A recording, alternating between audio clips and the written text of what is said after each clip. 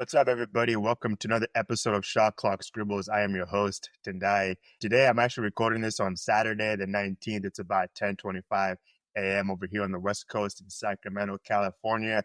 The beautiful city of trees, and the NBA playoffs are just about to start with the Bucks and Pacers in just a few minutes. But I'll be giving my predictions of every single playoff first round matchups. I'm not going to speak about the whole entire playoffs as a whole. We're going to just keep things short and concise. But I'll be going through head-to-head records, key stats for both teams, and then also what to watch out for in every single one of these games. And then I'll quickly talk about the teams that just got bounced out last night in the playing tournament. Also talk about my thoughts about the Sacramento Kings and the last game of the season that I went to the other day. The vibes were not great, but you know what? Today on this pod, the vibes are immaculate on this beautiful Saturday. Let's buckle up, everybody. It's post-season basketball, and let's kick things off. Let's go. First round exits for multiple teams. I quickly wanted to highlight the Sacramento Kings and the Mavs game I went to the other night. The Kings just got ran off the floor. I've never seen a team play so bad on their home floor. Sabonis did not want to shoot, even though he was in front of the basket. You had Zach LaVine, Debo, did not want to shoot the ball. Debo with the same action and pump fake and throwing it to somebody else midair. I mean, it was just way too predictable, and it just seemed like the Mavericks wanted it way more than the Kings did. You get Anthony Davis chirping and Gafford as well, chipping at the fans, talking a lot of shit. It was not a good way to go out, and things right now at the Kings and the ownership group, things are not very good at all. They just hired Scott Perry. He was an executive with the Sacramento Kings for about 3 months back in, 2017? He was part of that group that brought in D Fox during his rookie year. But those guys got bounced out. A lot of things going on here in Sac. We'll see if Doug Christie keeps the job. Everything is pointed in the right direction for Doug to keep that job. It's also something that the GM and the owners are going to have to talk about moving forward here. The Mavericks got bounced out yesterday. They played the Grizzlies, and Anthony Davis got hurt. He put up 40 on the board, but it still wasn't enough. You had all those guys that were having fun and poking fun at the Kings just a couple of nights ago here in Sacramento, and they laid pretty flat against the Grizzlies. The Grizzlies were a little bit rested, ready to go. Ja got those shots to make things easy on his I think it's his ankle that he's been injured with. And those guys played the Thunder, and I'll be speaking about that first round matchup in just a little bit here.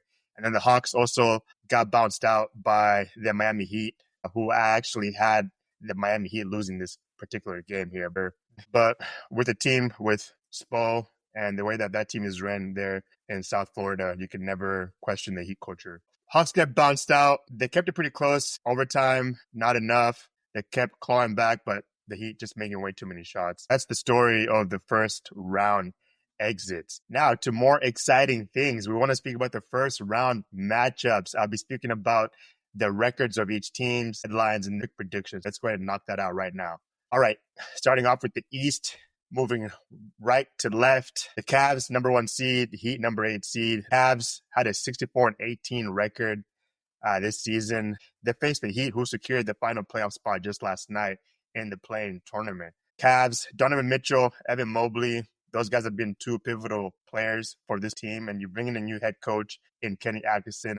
The Heat, despite having a really tough season, I think these guys are still trying to claw their way back into conversations, and they do just that and move into this playoff game coming up soon. The Heat actually lost this series during the regular season 2-1. My prediction is that the Cavaliers win this in 5. I think they're just too strong. They have better depth, and it always shows in the playoffs what your bench looks like, because let's just be honest, the amount of players that actually play in the playoffs get shrinked, right? You have those players that maybe sometimes we're getting some minutes, but coach is going to go to the ones that he trusts the most, and the Cavs are just too strong. Let's move on now to the Boston Celtics and Orlando Magic, the 2 seed taking on the number 7 seed. They faced the Magic, who finished the regular season at 541-41. The Celtics averaged 117.5 points per game with a net rating of +4. The Magic held Boston to some of their lowest 3-point attempts of the season, which really should indicate effective perimeter defense, right? You got Franz, Paolo. Those guys are long, just like JT and JB. More on that in just a moment here.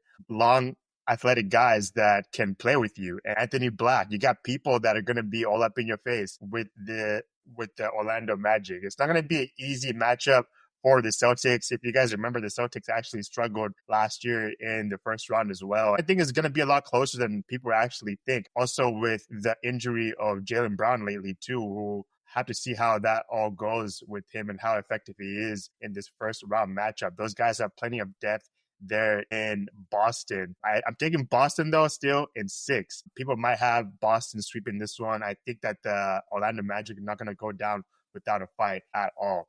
Let's move on now to the next matchup. You got the New York Knicks and the Detroit Pistons. Regular season series between these two, 3-1 in favor of the Pistons, who recently won the last one in New York. Key stats for these two teams: the Knicks offensive rating of 117.4, a net rating +4. Pistons defensive rating of 112.5, and a net rating of +2.1. This one's going to also be a pretty close one. The Pistons had a better season than they did last year. That's for damn sure. A lot of people were making fun at the Pistons. We all were, because they were on that, 26-game losing streak last season. That was just absolutely trash. This one will also be a little closer than what people think. The Knicks have the better playoff history, have players that have been in the playoffs multiple times, and you have JB in Jalen Brunson that is one of the most clutch players in the league. So I think if the games do get close, the Knicks are more favored to win it. Plus, you got the home crowd, just absolutely electric last season. Those guys in New York were really happy. I know I'm wearing a New York hat today. I'm actually taking the Knicks in this one, despite the Pistons actually winning the season series. I just think that the Knicks and their experience in the playoffs are going to come out in the end. I have the Knicks winning this one in 6 games. Next matchup that we have going on is the Indiana Pacers 4 seed taking on the Milwaukee Bucks going on right now. It just tipped off. And the Pacers had a 50-32 record, and they faced the Bucks, who finished the season at 48-34. Regular season series, Bucks have won this 3-1. And the big thing with this conversation with the Bucks is Damian Lillard has recently gotten the clearance to start basketball activities. It's good news, because it sounded like he was probably going to be done for the regular season, and then also with the playoffs as well, like for the whole entire season. That's a positive sign that you have somebody in Dame coming back to your team.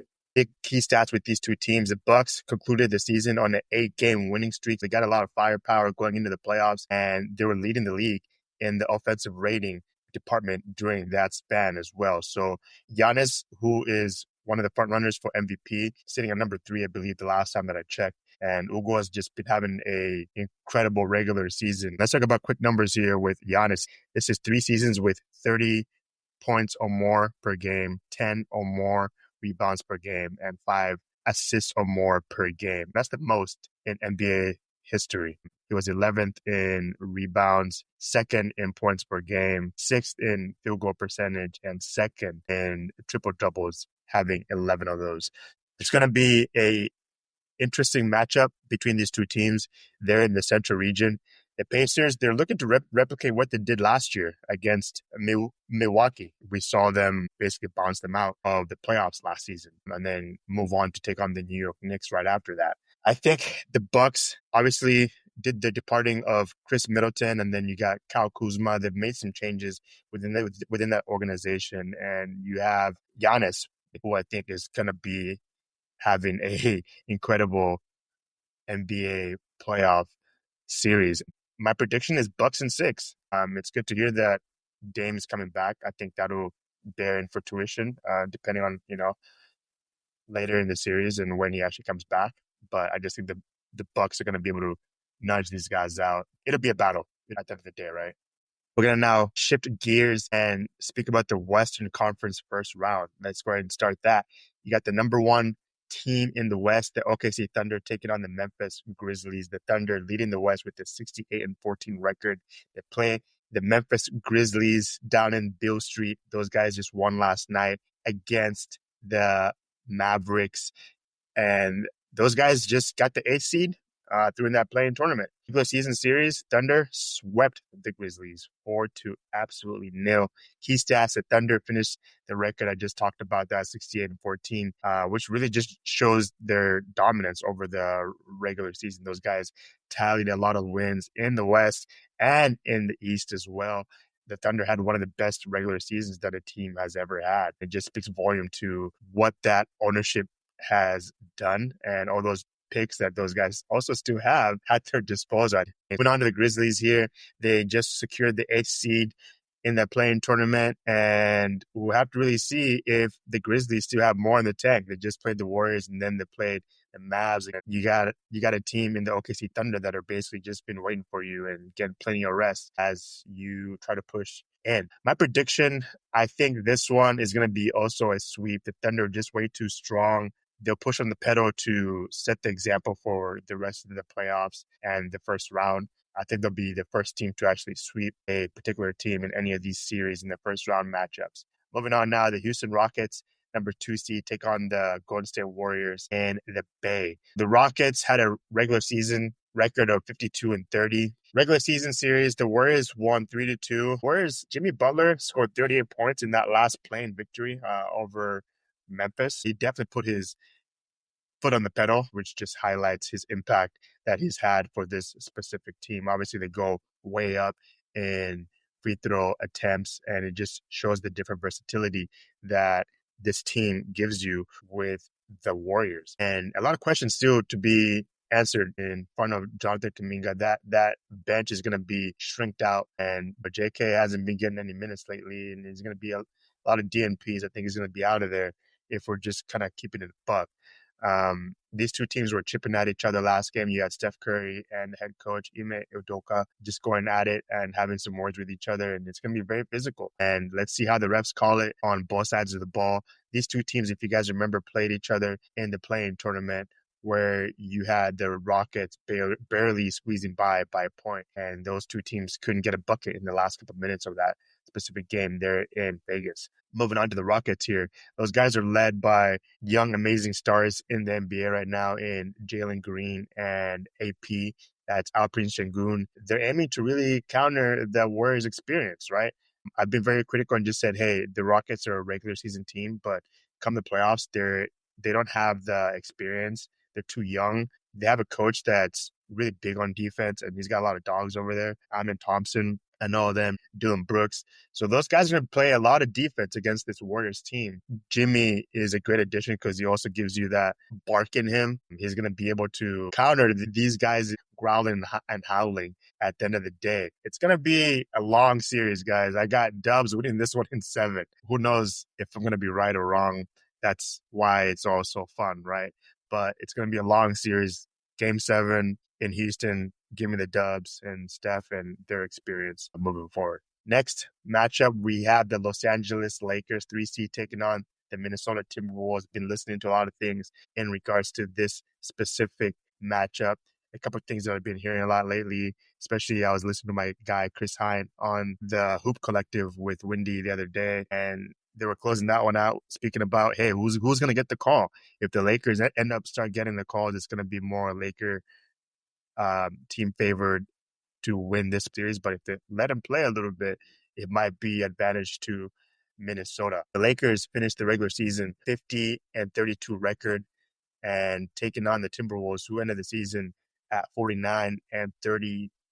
The thing to note about this series, too, is just the Lakers dominate at home, and they played very well against teams in the West. Don't have that record right in front of me, but they've been very good at home. With the Lakers, LeBron faces the Timberwolves in the playoffs for the first time, actually, getting the 24th different team he's encountered in postseason play. I don't know if that's the most ever.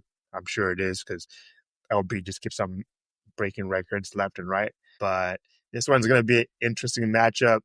The Timberwolves, Anthony Edwards, I think he's going to go all out.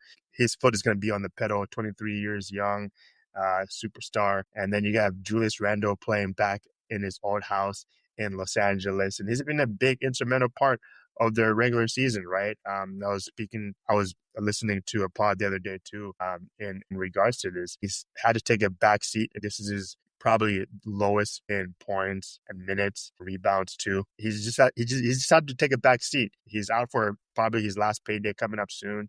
And I think Randall's gonna go all out in this series as well. And he's got, some beef with the Lakers, obviously parting ways with him pretty early on in his career. My prediction, I got Lakers winning this one in 5. I think the Timberwolves are still a threat for these guys, and these games won't be easy for the Lakers. And a lot of X's and O's between JJ Redick and Finchie over there in Minnesota. Interesting matchup. I think this one just tips off today at 5:30 p.m. Pacific time. Again, towards the very end of the pod, and the last matchup that we have for you guys is the number 4 seed Denver Nuggets taking on the number 5 seed LA Clippers. So both teams concluded the regular season with identical records, actually. 50-32 record. It came down to the very end, as we all know, number 3 through number 10 were basically wide open for quite a while in the West. Absolutely bizarre of a season as far as placements and just the competitiveness in the West this season. It's going to be a very close matchup. The season series between the Denver Nuggets and the Clips this year, they've been tied 2-2. Really should tell you guys it's going to be a close series. Nothing's going to be easy. Starting off with the Denver Nuggets, the Joker might win MVP. I mean, he's front runner right now to win it. You got him and SGA actually competing for that number 1 spot for MVP. Will be announced very soon here.